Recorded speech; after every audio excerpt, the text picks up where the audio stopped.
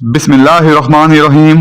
अस्सलाम वालेकुम व्यूअर्स, आज की इस वीडियो में हमारा टॉपिक होगा कंप्यूटराइज्ड आर्म्स लाइसेंस की रिन्यूअल।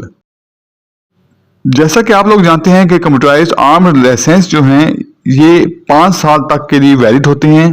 इसके बाद इनको रिन्यू करवाना पड़ता है। अगर आप चाहें तो 5 साल से पहले भी रिन्यू करवा सकते हैं। देखिए, ऐसी सूरत हाल में होता इस तरह है कि अगर आपका जो कंप्यूटराइज्ड आर्म लाइसेंस है, फॉर एग्जांपल 2015 से लेकर 2020 तक है और आप इसको रिन्यू करवा रहे हैं 2018 में, तो ऐसी सूरत में ये 5 साल 2018 से शुरू होंगे और ये आपका रिन्यू होगा 2023 तक।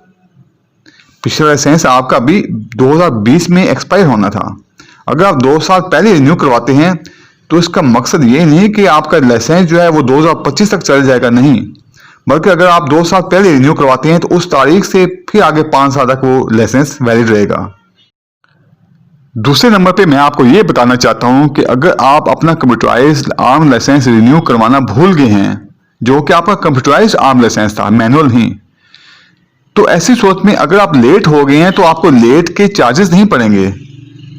आपको फीस उतनी नहीं देनी पड़ेगी जितनी कि आम अफराद दे रहे हैं, लेकिन उसमें फर्क सिर्फ इतना होगा कि अगर आपका कंप्यूटराइज्ड आर्म्स लाइसेंस 2019 में एक्सपायर हो चुका है, ये आपको मिसाल के तौर पर मैं बता रहा हूं कि अगर 2019 में आपका कंप्यूटराइज्ड आर्म लाइसेंस एक्सपायर हो चुका है और आप 2020 में उसको रिन्यू करवा रहे हैं, तो आपका 2025 तक वो नहीं जाएगा, बल्कि वह 2024 तक आपका रिन्यू होगा। 5 साल उस वक्त से गिने जाएंगे जब आपका पिछला लाइसेंस एक्सपायर हुआ है। अब बात कर लेते हैं कि लाइसेंस को कैसे रिन्यू करवाया जाए। वो अफराद जिनके पास कंप्यूटराइज्ड आर्म्स लाइसेंस है वो किसी भी ओमनी ऑफिस जाकर वहां से अपना लाइसेंस रिन्यू करवा सकते हैं। ओमनी ऑफिस मुख्तलिफ इलाकों में मौजूद हैं। वहां पे आप जाएंगे, अपना लाइसेंस लेके जाएंगे और ओमनी ऑफिस वाला जो नुमाइंदा होगा वो आपके लाइसेंस को पंच कर देगा, उसमें सुराख कर देगा और आपकी फीस जमा करके आपको रिसीट दे देगा।